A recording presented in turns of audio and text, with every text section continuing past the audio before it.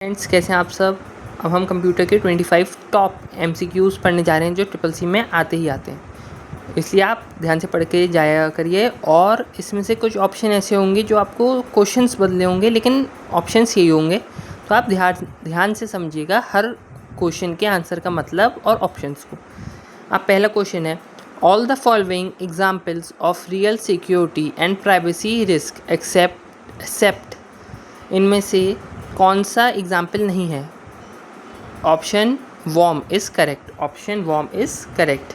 B option, इसमें A C B D दे रखा है तो आप बी, थर्ड ऑप्शन ही है, B correct. The maximum limit of attachment in Outlook and Gmail are, आप मैक्सिमम मतलब जैसे फाइल होती है फ़ोटो वीडियो, तो आप जीमेल में शेयर कितनी MB तक कर सकते हो, 20 से 25, मतलब इतनी ही लिमिट होती है अटैच करने की।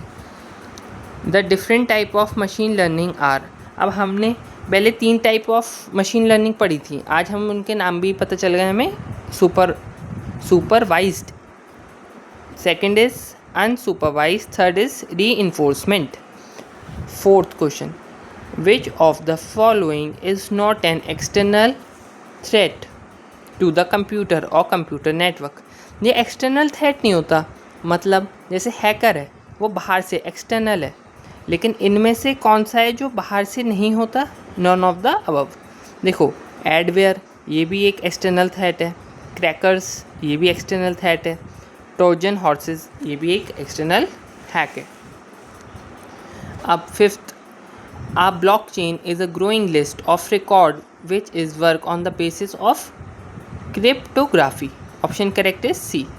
Which of the following can improve the performance of an AI agent? इनमें से कौन सी देखिए, ये ह्यूमंस पे भी लागू होता है और कंप्यूटर पे भी। इसका ए ऑप्शन सही है, learning. Which of the following is not belong cyber security, cyber security में कौन में से इनमें से नहीं आते। देखो, सॉफ्टवेयर आता है, डेटा आता है, सब उस पर काम हो रहा है, हार्डवेयर आता है, तो इसका D option is correct, none of the above.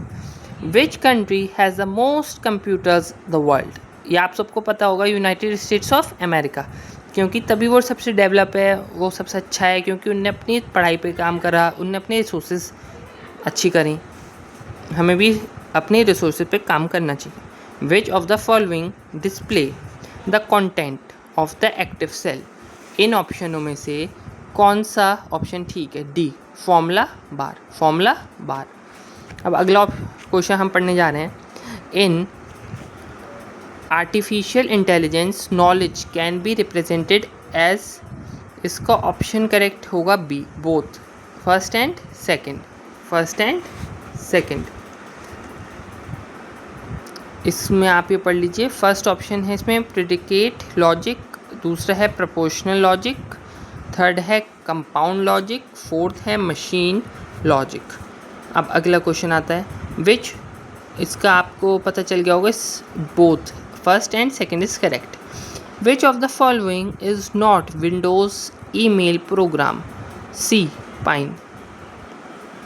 Which of the following is an application of artificial intelligence? B option is correct, language understanding and problem solving, text analyst and NLP. 14th question, route redistribution is the process of introducing external routes into an dash network. Option C is correct, OSPF, OSPF. What is the meaning of B in BFD in AEPS? That's mean best, BEST, best.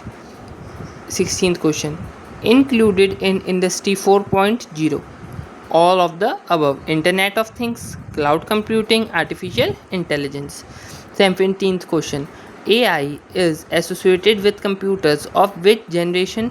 जो AI है वो किस generation के computer में काम करता है, ये आपको पता होना चाहिए। B, fifth, that is B, fifth. ये बहुत इंपॉर्टेंट और कॉमन क्वेश्चन है जो आ सकता है।